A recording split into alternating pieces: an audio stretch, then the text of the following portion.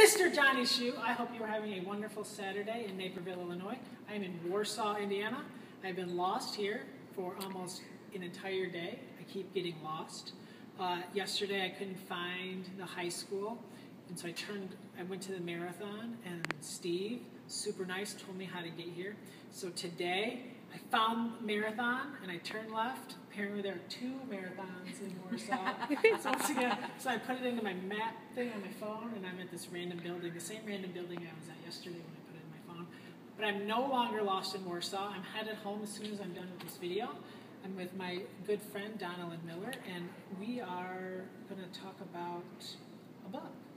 So 2013, Mr. Shue, it was very interesting for me to go back and pick a book, because what I remember about these books the most, Bomb, Splendors and Gloom, 3 Times Lucky, was how mad I was when they were not.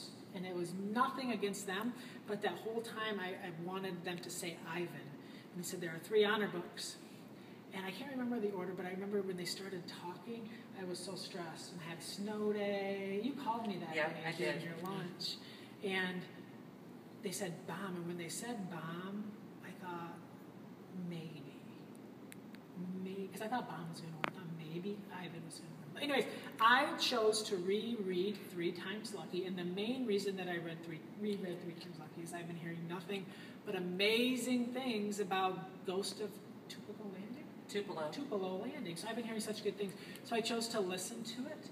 I finished listening to it before this trip, and it was fun to hear the accents and different things. So did you have a favorite honor book that year? Well, you know, I'm a fantasy gal, so Splendors and Gloom I loved that book. It kind of scared me a little. It was a little trippy, but I enjoyed it a lot. And it was fun to see. But Ivan was still. It was fun to see her get her Newbery honor, because she was so happy, and she's a school librarian. A librarian. And she has a medal, but she was still so appreciative and so excited to get it. So you're coming to hang out with me in a couple weeks. Yeah, at Nerd Camp. And Mr. Shue is coming. And I'm going to see Mr. Shue before that at ALA. Hi, John. I can't wait to see you. And he'll get to see Kate's speech together, and John will cry, and you'll probably cry, and it'll be wonderful. Yeah, so we also have some other friends. Do you guys want to come? We have the whole nerdy administrative team. That's true. Yay! This is the Nerd Herd. And Cindy I prefer Nerdy Nation. Nerdy Nation. Okay. Cindy and Catherine are going to, and they said, what do you want to talk about? I said, I'll talk about whatever you want. So I have no idea what they're going to talk about. I was going to talk about when 2013 Newberys were announced. It was the first year I had read all of the honors and winners before they were announced. And I clearly remember, like you said, my whole class wanted Ivan to win so badly. We were watching a live telecast. And I remember the 3 books were announced, Bomb, Splendors and Glooms, 3 Times Lucky. Some of the kids had read them. And then they said the winner, and they got out the one, and kids started screaming, and kids fell to the floor. There was a girl crying. Someone came running over. You got to text Mr. Sharp. And so it was just such an emotional day in the classroom. I was going to say the same thing. We had a snow day whenever the winners were announced that year, and I was on the couch watching in my jammies with my son. And that was the coolest experience ever. We were sitting there crying and laughing and just so excited. And then we, of course, had to go on Twitter and see what everybody else was saying, too. But since you just mentioned about 3 Times Lucky, my son just finished reading that with his pop-up a couple months ago, and it was right after they finished The Ghost of Tupelo Landing. And there is nothing cooler than listening to my dad do all of the voices. Oh. So I didn't listen to the audiobook. I got to listen to my dad do it, which was excellent. So.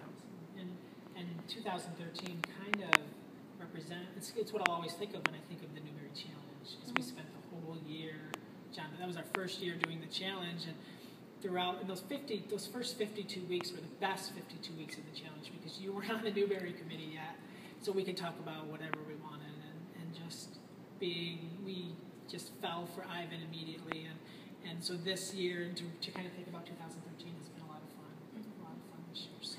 Well, you know, you're excited because, you know, the characters in books become friends to you, so you feel like your friends won. Mm-hmm. You know, and then you're excited for the authors because you know how much it means to them. I mean, it's exciting. And now you're wearing Team Albie. Team Albie, yes. Absolutely. Well, maybe we need I think we need Team Albie shirts. And I tweeted Lauren Donovan, who is on Team Albie for Penguin. She said that she would wear a shirt, so maybe we can have her pull the string.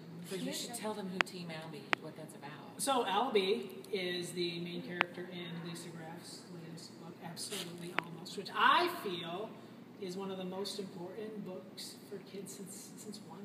Wow. I think the way that That's quite a statement. I just think the way in Albie's story, what I love, there was just a small part where he's talking to his teacher, and Albie wants to find something that he's good at and something that he loves, and when he tells him, I can't remember the words, I need to go back, but he says something to the effect of, you need to find something that you love and then get great at that. Find something that you're nerdy about. And I love that, because I think so often kids are just thrown into what they're good at, and instead of thinking about what do they love. So that's one. There's so many things that, I think it's a lot like Ivan. There's so many different things that kids are going to take from that book. Yeah, and you've read it. I have not yet. You have not. You have not. And your thoughts?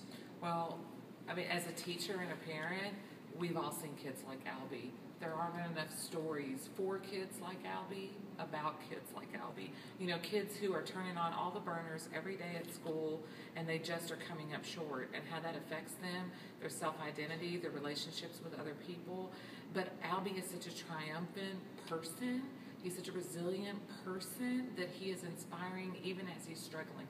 I also love that Lisa Graff didn't tie the book up with a neat little bow at the end. Like, Albie doesn't solve all his problems, but a lot of it is about how he changes to accept himself and to become, to accept who he is. It's not like he fixed everything. Yeah, it's real. Yeah. It's real. Mr. Shu, have a wonderful day, and as always, happy reading.